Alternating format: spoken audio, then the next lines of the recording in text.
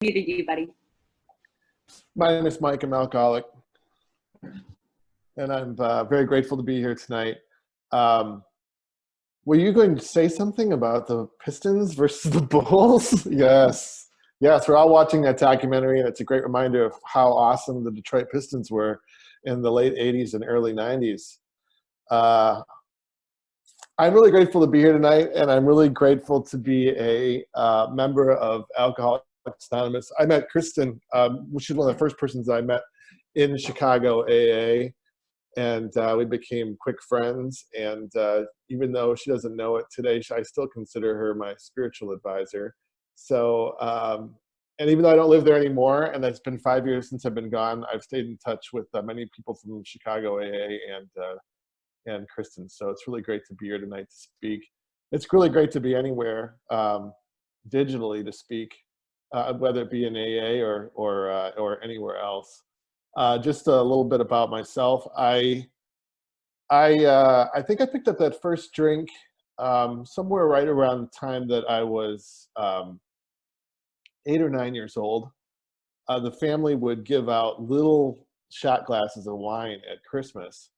And I remember, and it wasn't like great wine or anything like that. It was like Mogen David or Manischewitz or something like that. But I associated that drink with not so much a good taste or a good time, but I remember feeling like this is what adults do.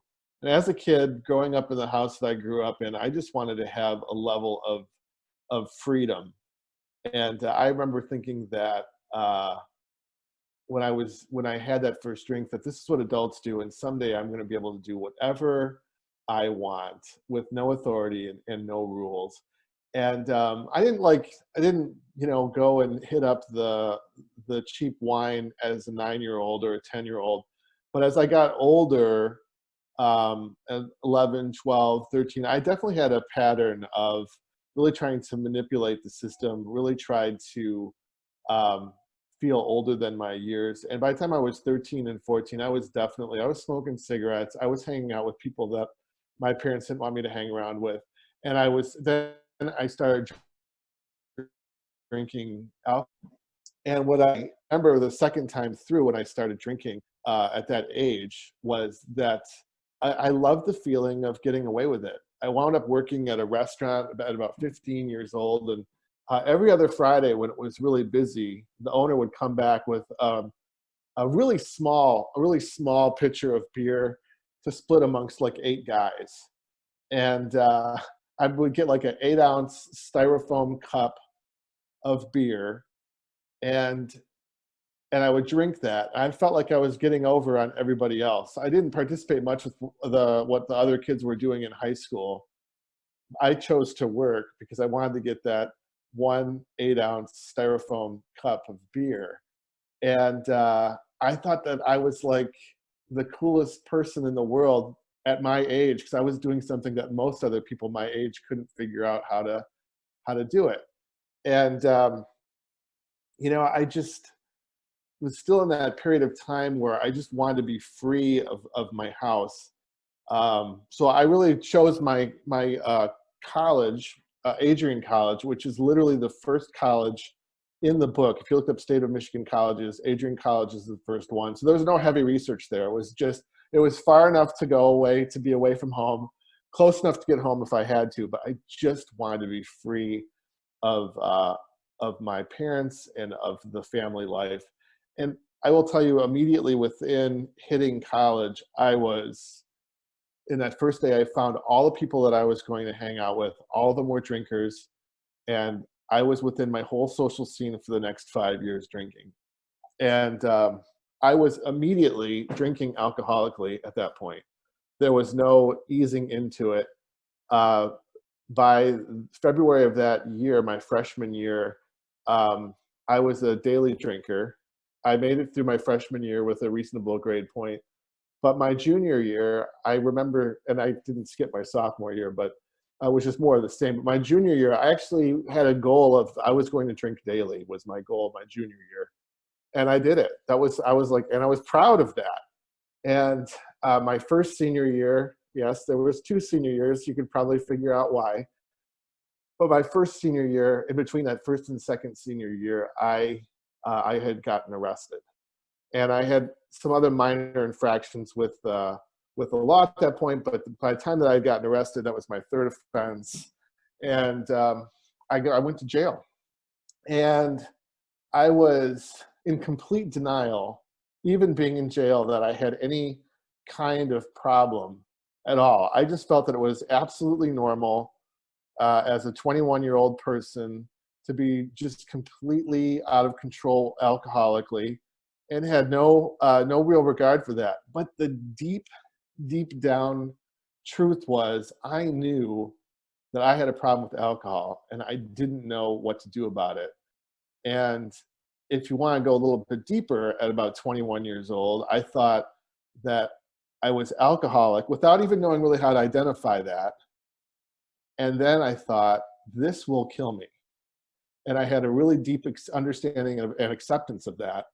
And I just thought that that was how it was going to be. I mean, I didn't grow up in a town or a community, or really at that particular point in time, there was no understanding for me from where I came from that there was a 12-step program, that there was AA, that I thought AA was what people did at Betty Ford in California. And I just didn't think that there was really any sort of therapy or any kind of treatment for myself.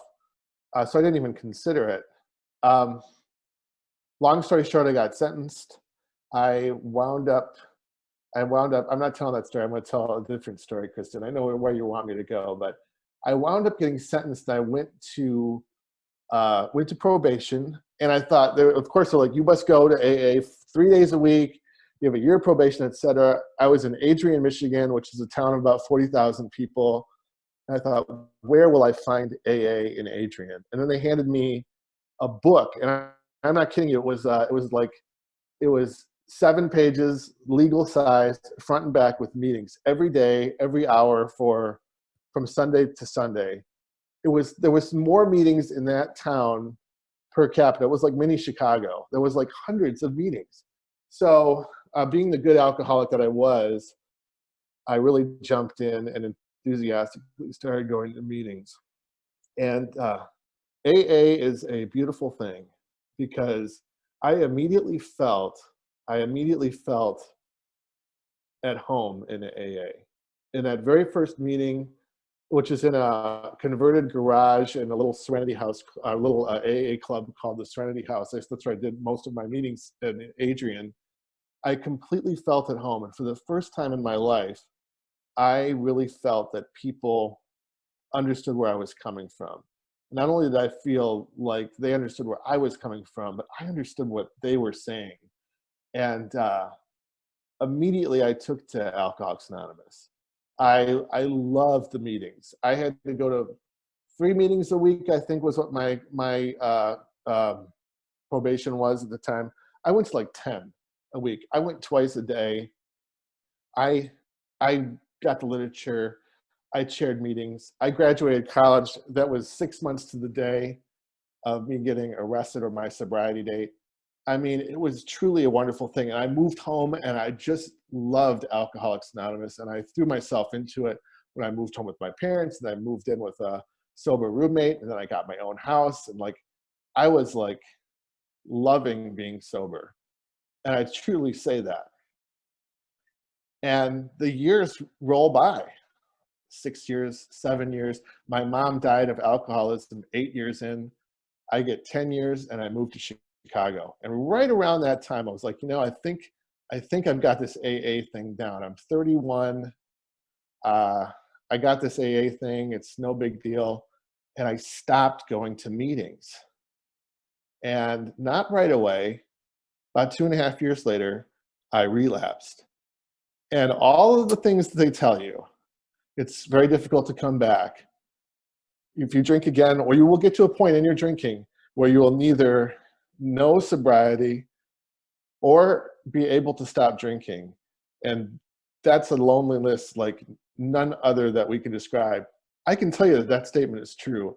And I can also tell you that I was completely insane.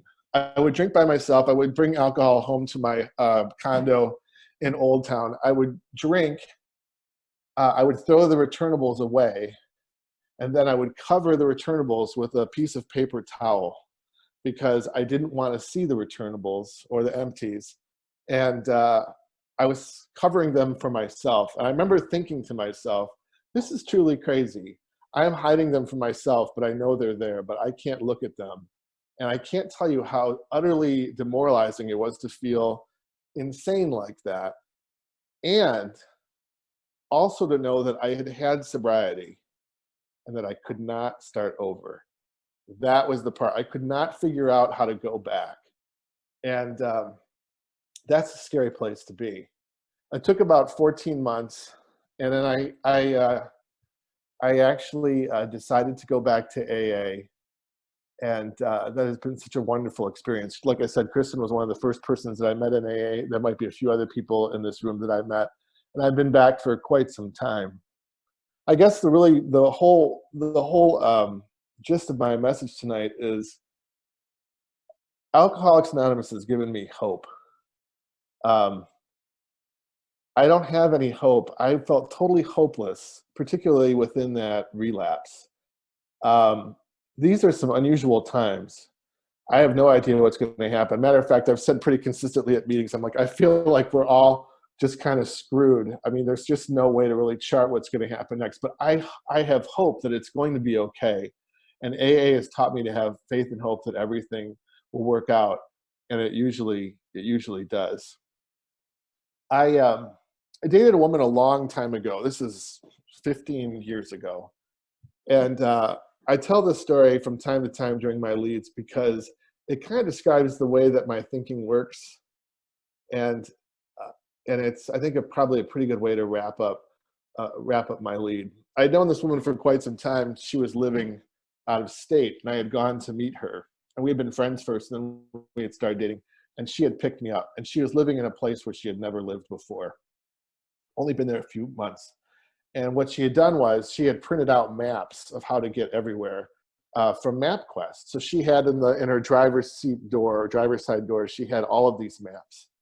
And I was in the passenger seat, obviously, because she picked me up from the airport, and she was taking me somewhere. I don't remember where we were going, but we came to the end of a road. We have to turn left or right. And as we were approaching the sign, she said, which way do you think we have to turn?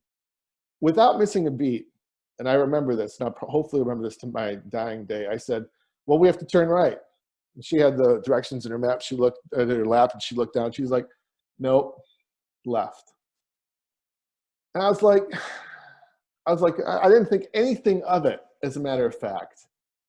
And she started to laugh, and still not registering. She's laughing, and she's laughing pretty heartily at this point. And I was like, well, like, what's so funny? And she's like, well, no matter whatever question I ask you, you will confidently declare the answer. But I will tell you that 95% of the time, you are wrong with everything that you say. And I was completely pissed in that moment. I was like, how dare you? I'm thinking I am mostly right, but this woman has just told me that I am almost 100% of the time wrong. And I started to laugh too, because the reality is that when I think about it, mostly I am generally wrong about everything that I think is going to happen.